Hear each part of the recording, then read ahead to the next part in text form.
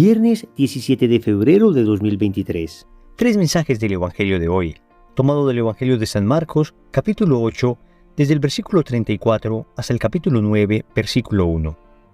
En aquel tiempo, llamando a la gente y a sus discípulos, les dijo: Si alguno quiere venir en pos de mí, que se niegue a sí mismo, tome su cruz y me siga. Porque quien quiera salvar su vida la perderá, pero el que pierda su vida por mí y por el Evangelio la salvará. Pues, ¿de qué le sirve a uno ganar el mundo entero y perder su alma? ¿O qué podrá dar uno para recobrarla? Quien se avergüence de mí y de mis palabras en esta generación adúltera y pecadora, también el Hijo del Hombre se avergonzará de él cuando venga en la gloria de su Padre entre sus santos ángeles. Y añadió: En verdad les digo que algunos de los aquí presentes no gustarán la muerte hasta que vean el reino de Dios en toda su potencia. Palabra del Señor. Gloria a ti, Señor Jesús. Queridos amigos, el Evangelio hoy nos habla de la cruz. Y es bien interesante porque la palabra Evangelio significa buena noticia. Es una palabra griega que traduce literalmente eso: buena nueva, buena noticia. Pero entonces, ¿cómo es que el Evangelio, la buena noticia, nos habla de la cruz? Si para nosotros toda cruz significa mala noticia, todo sufrimiento representa para nosotros algo no querido.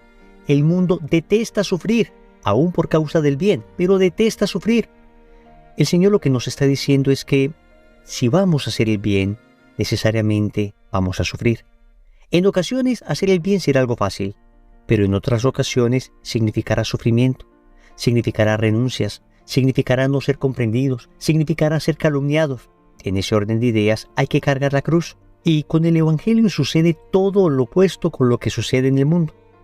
El mundo te promete felicidad y a cambio te da cruz, te da sufrimiento. No es sino que miremos esas personas que creían que con placer, poder, tener, que con toda su gloria y fama humana iban a alcanzar la felicidad.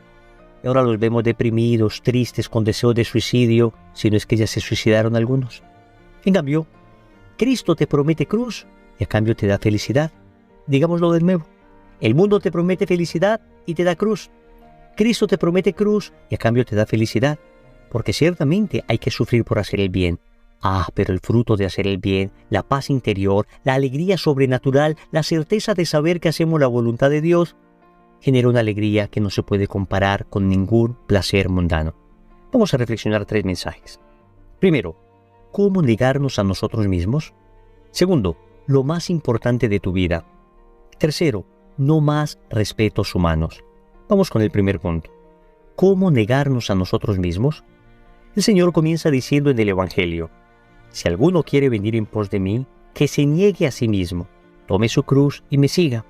Porque quien quiera salvar su vida la perderá, pero el que pierda su vida por mí y por el Evangelio la salvará. Vamos a explicar estas palabras adecuadamente. En primer lugar, digamos que Dios nos creó buenos. El libro del Génesis dice que cuando Dios creó a Adán y Eva, le pareció que todo estaba muy bien. No solamente que estaba bien, como cuando había creado todas las otras cosas. Cuando creó a Adán y Eva, el Evangelio dice que Dios vio muy bien lo que había hecho. O sea, para Dios nosotros no somos simplemente algo bueno, somos algo muy bueno.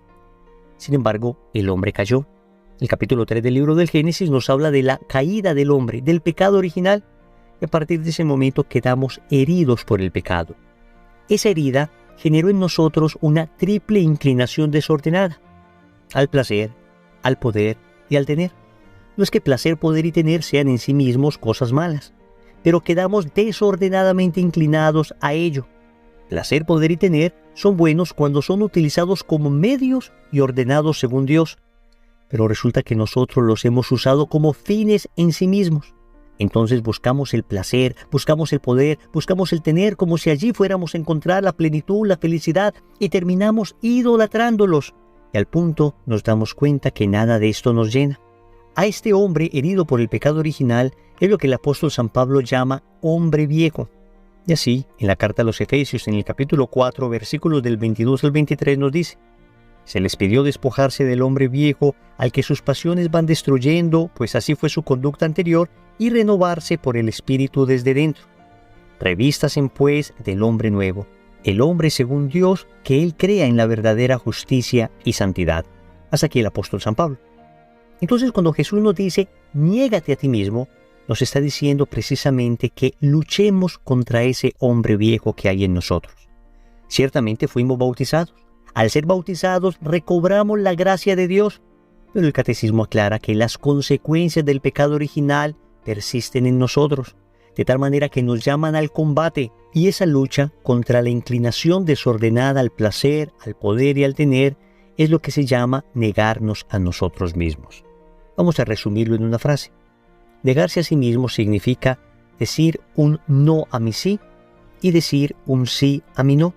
¿Cuándo debo decir un no a mi sí? Pues cuando tengo una tentación. Cuando tengo una tentación, naturalmente hay algo dentro de mí que me dice, sí, hazlo, peca.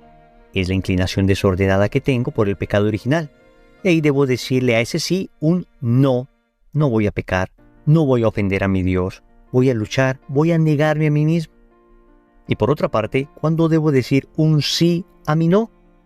Pues cuando Dios me propone su voluntad y esa voluntad me implica algo de exigencia, algo de sacrificio. Entonces, ahí doy un decidido sí para cumplir la voluntad de Dios. En resumen, un no a mi sí sería un no a la tentación que me propone el pecado, aunque por supuesto haya dentro de mí inclinación a hacerla. Y un sí a mi no significa decirle sí a la lucha, al esfuerzo que me implica cumplir la voluntad de Dios, aunque dentro de mí haya inclinación a no hacerla. Miren qué bonito esto, negarse a sí mismo. Por supuesto, solos no somos capaces. Necesitamos la ayuda de la gracia. Necesitamos orar. Necesitamos pedirle al Señor que nos dé su espíritu para poder, en esta batalla, ganar, triunfar, vencernos finalmente y así poderle seguir. Segundo, lo más importante de tu vida. Sigue el Señor diciendo en el Evangelio, pues, ¿de qué le sirve a uno ganar el mundo entero y perder su alma? Queridos amigos, lo más importante de nuestra vida es la salvación eterna. Hemos nacido para salvarnos, que no se nos olvide. Ciertamente hablar de salvación, de eternidad, hoy parecerá, en algunos ambientes, algo demasiado retrógrado. Pareciera que la humanidad maduró suficientemente como para no tener que esperar una vida eterna, pues ya estamos demasiado cómodos en esta vida terrena. Pareciera que hemos encontrado el cielo aquí, entonces no necesitamos un cielo más allá. Pero si somos sinceros, nos damos cuenta que las condiciones en que vivimos, por cómodas que sean, las condiciones en que vivimos, por madurez que haya alcanzado la humanidad, siguen estando muy lejos de ser un verdadero cielo. Para muchos siguen siendo un verdadero infierno. Es más, para muchas personas que tienen muchas cosas, todavía es un infierno, porque nada que hay aquí en la tierra puede llenar plenamente el corazón del hombre. Estamos llamados a la eternidad, por eso debemos estar dispuestos a darlo todo para alcanzar esa eternidad. Y a este propósito hay un famoso poema de un fraile del siglo XVII que dice: «Yo para qué nací, para salvarme. Que tengo que morir es infalible.